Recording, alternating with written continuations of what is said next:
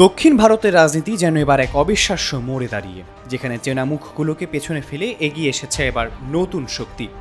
তামিলনাড়ুর বিধানসভা নির্বাচনের ফলাফলকে ঘিরে এখন সবচেয়ে বড় আলোচনার কেন্দ্রবিন্দু অভিনেতা থেকে রাজনীতিবিদ হয়ে ওঠার থালাপতি বিজয়। যে মানুষকে একসময় শুধু পর্দার নায়ক হিসেবে চিনত গোটা দক্ষিণ ভারত, সেই মানুষ নাকি এবার লিখে দিচ্ছেন বাস্তব রাজনীতির নতুন অধ্যায়। সর্বশেষ প্রাপ্ত তথ্য অনুযায়ী বিজয়ের নতুন দল তামিলাগা ভেট্টি কাজাগাম প্রথমবার নির্বাচনে নেমে বড় ধরনের চমক দেখিয়েছে। বিভিন্ন বিশ্লেষণ অনুযায়ী দলটি 145টির মতো আসনে এগিয়ে আছে বলেও দাবি করা হচ্ছে। আবার কিছু রিপোর্ট বলছে এই সংখ্যা 105-এর কাছাকাছি। 234 আসনের বিধানসভায় সরকার গঠনের জন্য দরকার 118টি আসন, আর সেই সংখ্যার খুব কাছেই পৌঁছে গেছে নবাগত এই দলটি।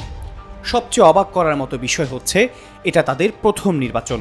কোনো দীর্ঘ রাজনৈতিক ইতিহাস নয়, কোনো পুরনো সংগঠন নয়, শুধুই এক নতুন নাম, নতুন বার্তা আর নতুন ভরসা।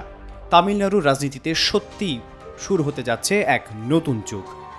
থালাপতি বিজয়, যার আসল নাম চন্দ্রশেখর জোসেফ বিজয়, তিনি আগ থেকেই ঘোষণা দিয়েছিলেন রাজনীতি তার জন্য শখ নয়, বরং জনগণের সেবার মিশন। তার ইশতেহারে ছিল তরুণ, নারী এবং মৎস্যজীবীদের জন্য বিশেষ প্রতিশ্রুতি। আর সেই বার্তাই যেন এবার ভোটারদের মনে বড় প্রভাব ফেলেছে। বিশ্লেষকরা বলছেন এই উত্থান শুধু একটি নির্বাচনী ফল নয়, বরং তামিল রাজনীতির শক্তিশালী প্রতিষ্ঠিত কাঠামোকে চ্যালেঞ্জ করার এক নতুন সংকেত। এখন প্রশ্ন একটাই, থালাপতি বিজয়ের এই ঝড় কি সত্যিই ক্ষমতার মসনদে পৌঁছে দেবে তাকে, নাকি শেষ মুহূর্তে বদলে যাবে পুরো চিত্রটাই? আহমদ ইমতিয়াজ, নিরপেক্ষ।